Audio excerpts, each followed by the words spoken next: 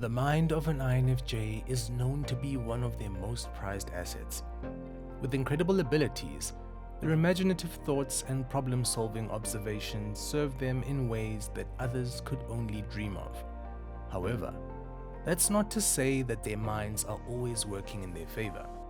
In fact, sometimes it's best if they simply tell their brain to shut it. Welcome back, psychos. Before we get into it, we'd love it if you liked and subscribed to our channel, as well as to click the post notification bell so you never miss a video. Alright, let's get right into it. Starting with number 1. When their mind is making excuses to stay in hermit mode. Oh, the inner battle between connecting with their outer world and staying in the comfort of their cozy solitude. Ask any INFJ if they know the struggle, and they will tell you it's one they've dealt with since they can remember. For this introverted personality type, it's natural to want to spend their spare hours with their 3 best friends: me, myself, and I. In fact, without this crucial rest time where they detach from their outer world and responsibilities, this personality is simply not themselves. Usually, their inner minds and energy levels promptly let them know when they're in need of a little reboot. However, with their best interest in keeping the entire synergistic system afloat, sometimes this inner voice tries to convince the INFJ that solitude comes above everything else.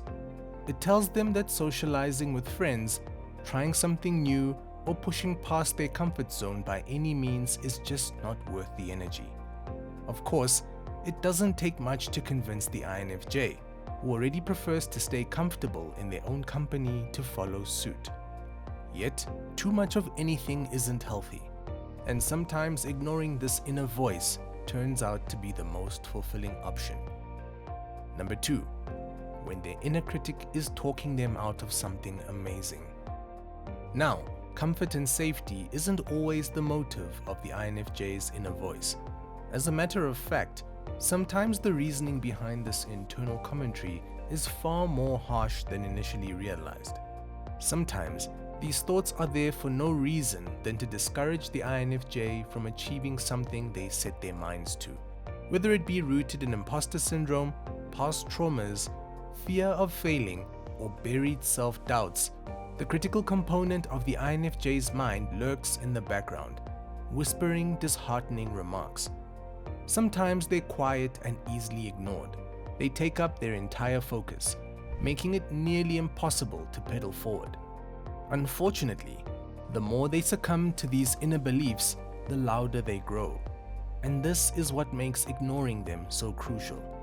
Sometimes all it takes is the leap forward, despite their mind, in order to prove to themselves just how little power these thoughts have over them. Number 3. When their minds are telling them they must improve. Sure, the INFJ's harsh inner critic is usually the one to talk them out of a dreamed endeavor, but that's not always the case. In fact, sometimes it's the same critical voice that also tells them they need to push further, make things better, and aim for higher than their soul is asking them to. Ironically, in some ways, this disapproving commentary serves as the INFJ's main motivator in life, pushing them far past what they believed they were capable of. These are the times when listening to their mind serves them in a positive manner. On the other side of the spectrum, however, the INFJ will find this inner voice to be the thing that pushes them to burnout and negative self-talk. Depending on where the INFJ is at in life, their inner minds can convince them that they should be much further than they are.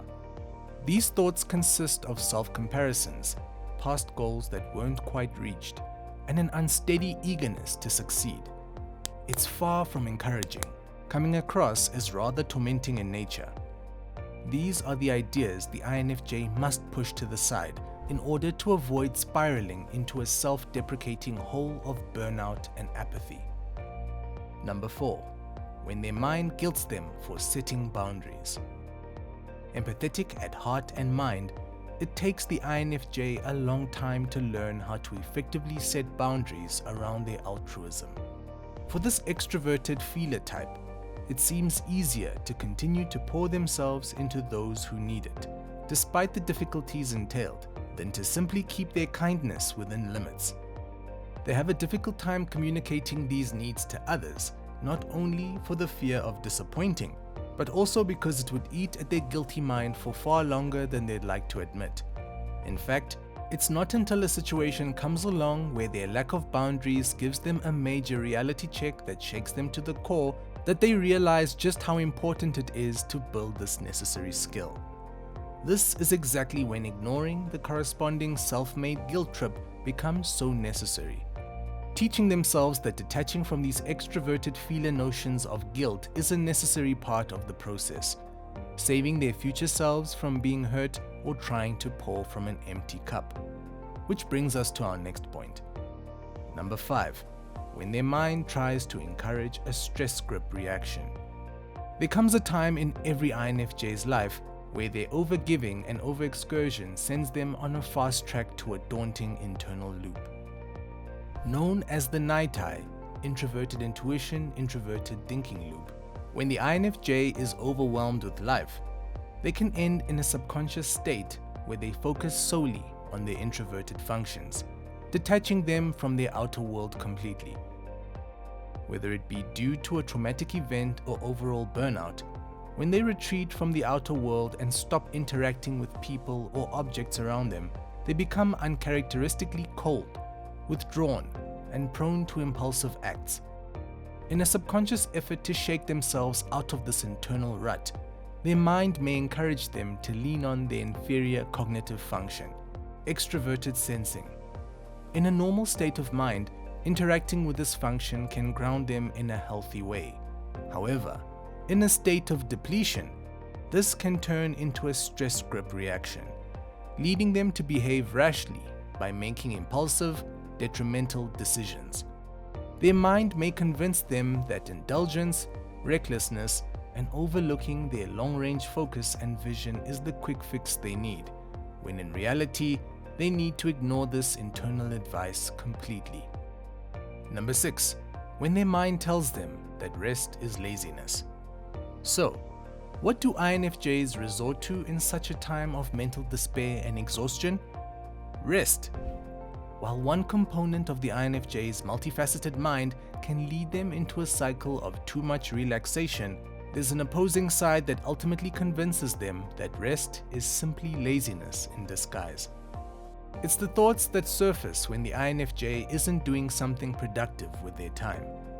It's the inner voice that yells at them to get up and wash the dishes when they're enjoying an episode of their favorite Netflix series. The voice that tells them that reading a book doesn't seem logical when they should be buying groceries. It's the voice that keeps them up at night, running through all of the tasks of the following day. Despite knowing just how important rest is to their entire system, still, this inner critic persists, sometimes leaving the INFJ just as mentally exhausted as before their attempt to relax. And lastly, number 7. When assumptions take the place of their intuition. INFJs are known for their inferior intuition, which gives them the insights that others don't have the wits to relate to. Without these intuitive hunches, INFJs simply wouldn't be able to analyze, imagine, and problem solve like they do. However, there is an intruder that likes to quietly take the place of these relied on hunches. An intruder that the INFJ has been tricked by many times before. This is the wolf in sheep's clothing that comes in to convince the INFJ to think certain things despite the actual intuitive feelings that often accompany such thoughts. It's the assumptions that come as a byproduct of the INFJ's inner fears and beliefs, most often involving their trust of other people. For the INFJ, it's the voice that convinces them that a loved one is being unfaithful, that a friend is being untruthful, or that a new acquaintance has ill intentions behind their friendly demeanor. It's the voice that haunts them until they dig further on a matter that wasn't built on the basis of truth in the first place. It can make them closed off to those they love, wrongfully accusatory, and can ultimately make them feel crazy when they're not able to find factual evidence to their intruding hunches. Well, psychos, that's it for today. So, do you think it's wise to ignore your mind at times as an INFJ? Let us know in the comments below. Also, make sure to leave us a like, share with your friends, and subscribe to our channel so that you never miss a video.